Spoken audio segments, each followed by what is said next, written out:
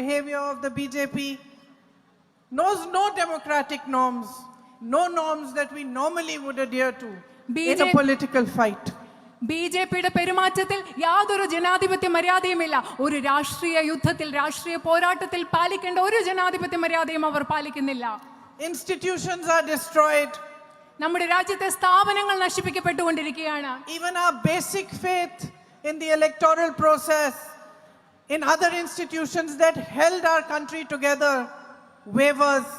ഇപ്പൊ നമ്മളുടെ രാജ്യത്തെ അടിസ്ഥാനപരമായ തെരഞ്ഞെടുപ്പ് പ്രക്രിയയിലുള്ള നമ്മുടെ അടിസ്ഥാന വിശ്വാസം, അതുപോലെ നമ്മളെ സംരക്ഷിക്കുന്ന പല സ്ഥാപനങ്ങളിലുള്ള വിശ്വാസം, ഇതൊക്കെ ഇപ്പോ ചഞ്ചലപ്പെടുന്ന ഒരു അവസ്ഥയാണുള്ളത്. And just like Hani's fight is for the basic, for his life to go on from day to day, our fight is for the basis on which our country was built. It is for the basic values of our constitution. എങ്ങനെയാണോ ഹാനിയുടെ പോരാട്ടം എന്ന് പറയുന്നത് ജീവിതത്തിൽ അടിസ്ഥാനപരമായി ഓരോ ദിവസവും മുൻപോട്ട് പോകാൻ വേണ്ടിയുള്ളതാണോ, അതുപോലെ നമ്മുടെ ഇന്നത്തെ പോരാട്ടം എന്ന് പറയുന്നത് നമ്മുടെ രാജ്യത്തെ നിലനിർത്തുന്ന അടിസ്ഥാന മൂല്യങ്ങൾക്ക് വേണ്ടിയുള്ള പോരാട്ടമാണ്. And we require the same kind of courage, the same kind of strength, the same kind of tenacity. അത് മാത്രമല്ല, നമുക്ക് അതേപോലെയുള്ള കരുത്ത് വേണം, അതുപോലെയുള്ള ധൈര്യം വേണം, അതുപോലെ പോരാടാനുള്ള വീര്യം നമുക്ക് വേണം.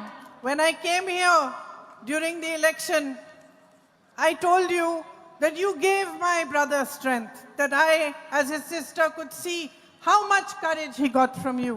തെരഞ്ഞെടുപ്പ് പ്രചരണത്തിന് ഇവിടെ വന്നപ്പോൾ ഞാൻ നിങ്ങളോട് പറഞ്ഞു, നിങ്ങൾ എത്രമാത്രം കരുത്താണ് എൻ്റെ സഹോദരന് നൽകിയത്. ഒരു സഹോദരി എന്ന നിലയിൽ എനിക്ക് കാണാൻ പറ്റി എത്രമാത്രം നിങ്ങൾ അദ്ദേഹത്തിന് കരുത്ത് നൽകിയെന്ന്. By making me a member of parliament, by showing me your love, by giving me your support, you are also giving me your strength, and you are also giving me courage. അതുമാത്രമല്ല, ഇന്ന് നിങ്ങളുടെ ജനപ്രതിനിധിയായി നിങ്ങൾ എന്നെ തെരഞ്ഞെടുത്തതിലൂടെ, നിങ്ങളുടെ പിന്തുണ എനിക്ക് നൽകുന്നതിലൂടെ, നിങ്ങളുടെ സ്നേഹം എനിക്ക് നൽകുന്നതിലൂടെ നിങ്ങൾ എനിക്കും നിങ്ങളുടെ ധൈര്യം നൽകുകയാണ്, നിങ്ങളുടെ കരുത്ത് എനിക്ക് നിങ്ങൾ നൽകുകയാണ്. I am here to learn from you. I am here to understand your problems in depth. ഞാൻ നിങ്ങളിൽ നിന്ന് പഠിക്കാനാണ് ഇവിടെ വന്നിരിക്കുന്നത്. ആഴത്തിൽ നിങ്ങളുടെ പ്രശ്നങ്ങൾ മനസ്സിലാക്കാനാണ് ഞാൻ ഇവിടെ ഉള്ളത്. Of course, I know about the night ban. I know about the man-animal conflict, the need for health services, the need for better educational institutions. But I am now here to fight for all of this, to work with you, to understand them properly from you. I will come to you. I will come to your houses. I will meet with you. The doors of my office are open to you. The doors of my home are open to you. Anytime that you need anything, I am here to help with it, to serve you. എനിക്ക് ഇവിടുത്തെ രാത്രിയാത്രാ നിരോധനത്തെ കുറിച്ചറിയാം, വന്യജീവി സംഘർഷങ്ങളെ കുറിച്ചറിയാം, മെച്ചപ്പെട്ട വിദ്യാഭ്യാസ സ്ഥാപനങ്ങളും മെച്ചപ്പെട്ട ആരോഗ്യ സംവിധാനങ്ങളും നിങ്ങൾക്ക് വേണമെന്നുള്ള പ്രശ്നത്തെക്കുറിച്ചറിയാം. പക്ഷേ അത് കൂടുതൽ അറിയാൻ വേണ്ടി ഞാൻ നിങ്ങളിലേക്ക് വരും. നിങ്ങളെ അത് ആഴത്തിൽ എനിക്ക് നിങ്ങളിൽ നിന്ന് മനസ്സിലാക്കണം. എൻ്റെ ഓഫീസിൻ്റെ വാതിലുകൾ, എൻ്റെ വീടിൻ്റെ വാതിലുകൾ എല്ലായ്പ്പോഴും ഇവിടുത്തെ ജനങ്ങൾക്കായി, നിങ്ങൾക്കായി തുറന്നു കിടക്കും. I know that you will miss my brother, but I also assure you that I will leave no stone unturned in trying to make for you a stronger, better future. Whether you are a farmer from Wayanad, whether you are a shopkeeper, a businessman, whether you are a friend of mine, a sister, all of you who live here, who work here, I will work with you to improve your life and to make a stronger future for you. എനിക്കറിയാം, എൻ്റെ സഹോദരൻ ഇവിടെ ഇല്ലാത്തപ്പം അദ്ദേഹത്തെക്കുറിച്ചുള്ള നഷ്ടബോധം നിങ്ങൾ അനുഭവിക്കും. അദ്ദേഹത്തെ miss ചെയ്യുമെന്ന് എനിക്കറിയാം. പക്ഷെ അദ്ദേഹത്തിൻ്റെ അഭാവം ഇല്ലാത്ത വിധത്തിൽ ഞാൻ കഠിനമായി പരിശ്രമിച്ച് ഇവിടുത്തെ ഒരു കർഷകരാകട്ടെ, ചെറുകിട കച്ചവടക്കാരനാകട്ടെ, ഇവിടെയുള്ള എൻ്റെ സഹോദരിയായ സുഹൃത്തായ ഒരു സിസ്റ്റർ ആകട്ടെ, നിങ്ങളുടെ പ്രശ്നങ്ങൾ പരിഹരിക്കുന്നതിന് വേണ്ടി എന്നാൽ ആവും വിധം പ്രയത്നിക്കുമെന്ന് ഞാൻ നിങ്ങൾക്ക് ഉറപ്പ് നൽകുകയാണ്. I want to thank my brother for all the work he did here for the last 5 years.